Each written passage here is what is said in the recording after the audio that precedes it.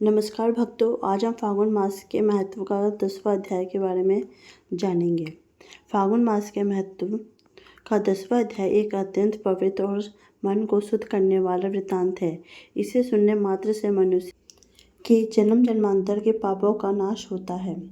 जैसा कि अब हम इस बारे कहानी के बारे में आगे पढ़ेंगे, हम परम परमात्मा का ध्यान करते हुए और श्री हरि विष्णु के चरणों में नमन करते हुए इस पावन कथा के 10वें अध्याय में प्रवेश करते हैं।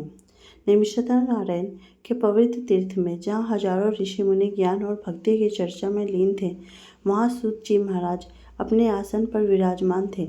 उनके मुखमंडल पर एक दिव्य तेज था जो कथा के रस को और भी प्रभावशाली बना रहा था।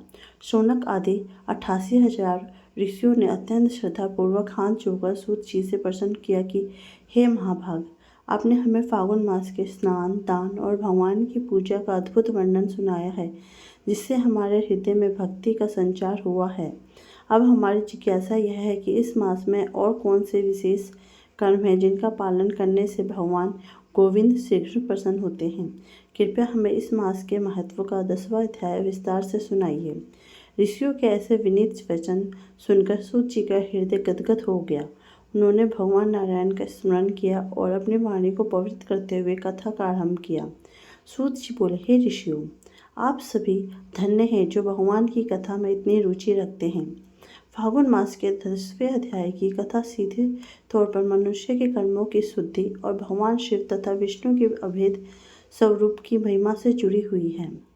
प्राचीन काल में एक बार देवऋषि नारद ने पितामह ब्रह्मा जी से यही प्रश्न किया था कि फागुन मास में शुक्ल पक्ष की एकादशी और उसके बाद के दिनों में किस प्रकार का व्यवहार तथा पूजन करना चाहिए। तब ब्रह्मा जी ने नारद जी को यह ज्ञान दिया कि वही मैं आपको सुना रहा हूँ। ब्रह्मा जी ने कहा कि हे नारद, फागुन मास में जो मनुष्य भगवान शिव और भगवान विष्णु से भेद नहीं करता, वही सच्चा भक्त है। 10वें अध्याय का मुख्य सार भगवान के अच्युत स्वरूप की उपासना और विशेष रूप से अमलकीय यानी आंवले के वृक्ष की महिमा और होलिका दहन की पूर्ण तैयारियों से जुड़ा है। इस अध्याय में एक बहुत ही सुंदर प्रसंग आता है जो राजा मानधत्ता तथा वशिष्ठ मुनि के संवाद के स्वरूप में भी जाना जाता है। एक बार राजा मानधत्ता ने गुरु वशिष्ठ से पूछा कि गुरुदेव, यदि कोई मनुष्य अनजाने में पाप कर बैठे या गृहस्थ जीवन में रहते हुए उससे अनेक त्रुटियां हो जाए तो फागुन मास में उसके लिए मुक्ति का क्या साधन है। तब वशिष्ठ जी ने एक प्राचीन इतिहास सुनाया। उन्होंने कहा कि हे राजन, फागुन मास में आंवले के वृक्ष के नीचे बैठकर भगवान विष्णु का पूजन करना अश्वमेध यज्ञ के समान फल देता है। इस संदर्भ में एक कथा प्रचलित है। प्राचीन काल में एक नगर था जिसका नाम वेदिश था। वह राजा बहुत ही धर्मपरायण और था और प्रजा भी अत्यंत सुखी थी। उस नगर में कोई भी दरिद्र या दुखी नहीं था, क्योंकि वहाँ के लोग फागुन मास में भगवान विष्णु की विशेष पूजा करते थे। एक बार फागुन मास के शुक्ल पक्ष में जब पुष्य नक्षत्र का योग्य था, उस दिन राजा और प्रजा सभी नदी के तट पर स्नान करने गए। स्नान के पश्चात उन्होंने वहीं स्थित आंवले के वृक्षों के पास भगवान लक्ष्मी नारायण की स्थापना की। उन्होंने कलश स्थापित किए, धूप दीप नैवेद्य और सुगंधित पुष्पों से भगवान का श्रृंगार किया। वे सभी रात्रि जागरण कर रहे थे, भगवान की कथाएं सुन रहे थे। उसी समय वहां एक वाद्य यानी शिकारी आया। वह भूख और प्यास से व्याकुल था और शिकार की खोज में भटक रहा था। उसने देखा कि बहुत सारे लोग एकत्रित हैं, घी दीपक जल रहे हैं और मंगल गान हो रहा है। वह शिकारी वहीं एक कोने में छिप कर बैठ गया। उसका उद्देश्य तो शिकार करना था, लेकिन वहाँ का वातावरण इतना पवित्र था कि उसके मन में भी हिंसा का भाव कुछ समय के लिए दब गया। उसने देखा कि लोग भगवान दामोदर की पूजा कर रहे हैं और कह रहे हैं कि हे प्रभु, आप संपूर्ण जगत के आधार हैं, हम आपको नमस्कार करते हैं। शिकारी न जाने में ही सही, लेकिन पूरी रात वहाँ बैठकर जागरण किया। उसने कुछ खाया पिया भी नहीं, इसलिए उसका उपवास भी हो गया। उसने भक्तों द्वारा भगवान की आरती और स्तुति के शब्द अपने कानों में सुने। सुबह उठते ही राजा और प्रजा अपने अपने घर को चल पड़े और शिकारी भी अपने घर लौट आए। घर आकर उसने भोजन किया। समय बीतता गया और एक दिन वह शिकारी की मृत्यु हो गई, यद्यपि उसने जीवन भर पाप कर्म किए थे, हिंसा की थी, लेकिन फागुन मास में एक पवित्र रात्रि के जागरण, उपवास और भगवान के नाम श्रवण के प्रभाव से यमराज के दूत उसे ले जा नहीं सके। उस अनजाने में किए गए सत्संग के प्रभाव से उसका अगला जन्म एक राजा के घर में हुआ। वह बालक अत्यंत तेजस्वी था। उसका नाम वसु रखा गया। जब वह बड़ा हुआ तो उसे अपने पूर्व जन्मों की बातें याद नहीं थी, लेकिन उसके अंदर भगवान विष्णु के प्रति एक सहज आकर्षण था। वह बहुत बड़ा दानी था और धर्मात्मा राज्य बना। एक दिन वह शिकार खेलने के लिए वन में गया और रास्ता भटक गया। थक कर वह एक पेड़ के नीचे सो गया। तभी वहाँ कुछ जंगली भील आ गए और राजा को अकेला देखकर उसे मारने के लिए दौड़े। उन्होंने सोचा कि इस राजा के पास बहुत मूल्यवान आभूषण है, इसे मारकर हम सब लूट लेंगे। जैसे ही उन्होंने राजा पर शस्त्र चलाए, एक आश्चर्यजनक घटना घटी। राजा तो सोता रहा, लेकिन उसके शरीर से एक दिव्य भक्ति शक्ति प्रकट हुई। वह शक्ति एक अत्यंत सुंदर लेकिन क्रोधित देवी के रूप में थी।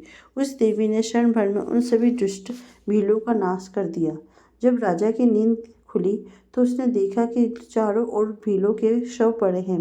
वह चकित रह गया और सोचने लगा कि इस घोर वन में मेरी रक्षा किसने की? कौन है मेरा वह हितैषी जिसने मेरे लिए इन शत्रुओं का संहार किया? तभी आकाशवाणी हुई कि हे राजन, तेरी रक्षा स्वयं भगवान केशव ने की है। पूर्व जन्म में फागुन मास के दौरान किए गए जागरण और व्रत के प्रभाव से भगवान सदैव तेरी रक्षा करते हैं। जो मनुष्य फागुन मास में भगवान विष्णु तथा शिव की आराधना करता है, आंवले के वृक्ष का पूजन करता है और सत्संग में रात्रि व्यतीत करता है, उसके जीवन के सारे संकट भगवान स्वयं ले लेते हैं। यह सुनकर राजा अत्यंत प्रसन्न हुआ और अपने राज्य में लौटकर उसने फागुन मास के महत्व का और अधिक प्रचार किया। सूत जी ने आगे कहा, हे ऋषियों, इस कथा का सार यह है कि फागुन मास का 10वां अध्याय हमें यह सिखाता है कि सत्संग का प्रभाव कभी व्यर्थ नहीं जाता, चाहे अनजाने में ही सही। यदि कोई भगवान के समीप जाता है तो भगवान उसे अपनी शरण में ले लेते हैं। इसके अतिरिक्त उस अध्याय में होली के उत्सव में पूर्ण की पवित्रता का भी वर्णन है। जैसे जैसे फागुन मास अपनी पूर्णता की ओर बढ़ता है, प्रकृति में भी परिवर्तन आता है। पुराने पत्ते गिरते हैं और नए पल्लव आते हैं। ठीक इसी प्रकार इस मास की कथा सुनने से मनुष्य के पुराने पाप झड़ जाते हैं और पुण्य का नया उदय होता है। शास्त्रों में भी बताया गया है कि इस दिन विशेष रूप से तिल, पात्र यानी बर्तन, वस्त्र और अन्न का दान देना चाहिए। जो व्यक्ति फागुन मास में अपने सामर्थ्य के अनुसार ब्राह्मणों को और जरूरतमंदों को दान देता है, वह अपने पितरों को भी तृप्त करता है। 10वें अध्याय में भगवान ने यह भी स्पष्ट किया है कि केवल बाहरी दिखावे से पूजा सफल नहीं होती। यदि मन में ईर्ष्या, द्वेष और छल कपट है तो व्रत और उपवास का पूर्ण फल नहीं मिलता। इसलिए फागुन मास में मन को निर्मल रखना सबसे आवश्यक है। जैसे होली के रंगों में भेद मिट जाता है, वैसे भक्त को चाहिए कि वह अपने मन में उच्च नीच का भेद मिटाकर सम्मान से, स्वभाव से भगवान का भजन करे। आगे कथा में वर्णन आता है कि फागुन मास में जल का दान करना भी बहुत पुण्यदायी माना जाता है। क्योंकि ग्रीष्म ऋतु का आगमन हो रहा होता है, इसलिए प्यासे को पानी पिलाना, पशु पक्षियों के लिए जल की व्यवस्था करना, यह सब माधव यानी विष्णु जी को अत्यंत प्रिय है। इसमें साथ ही सूत जी कहते हैं कि जो मनुष्य इस अध्याय को सुनता सुनाता और दूसरों को सुनाता है, उसे भगवान विष्णु के लोक की प्राप्ति होती है।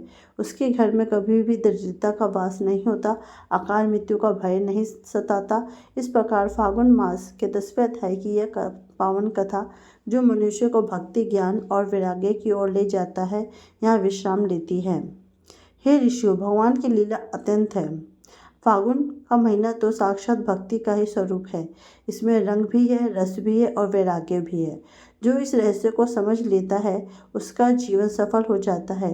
इसलिए आप सभी को भी निरंतर हरि नाम का संकीर्तन करते रहना चाहिए, क्योंकि कलयुग में नाम के समान और कोई दूसरा सहारा नहीं है। हरे राम राम राम हरे हरे, हरे कृष्ण कृष्ण कृष्ण हरे हरे। इस महामंत्र का जाप फागुन मास में विशेष फलदायी है। इस प्रकार सूत जी ने निमिषार्थ नारायण के ऋषियों का संतुष्ट किया और सभी ऋषियों आनंदित होकर भगवान की जयकार करने लगे। ओम जय विष्णु नारायण नमो नमः, ओम लक्ष्मीपति नारायण नमो नमः। यह थी हमारे फागुन मास के 10वें अध्याय की कथा। अगर आपको मेरी कथा पसंद आई और ऐसे ही पवित्र कथा सुनना चाहते हैं तो कृपया मेरे चैनल को लाइक, कमेंट एंड सब्सक्राइब कीजिए। देखने के लिए धन्यवाद। जय श्री राम, जय राधे कृष्ण।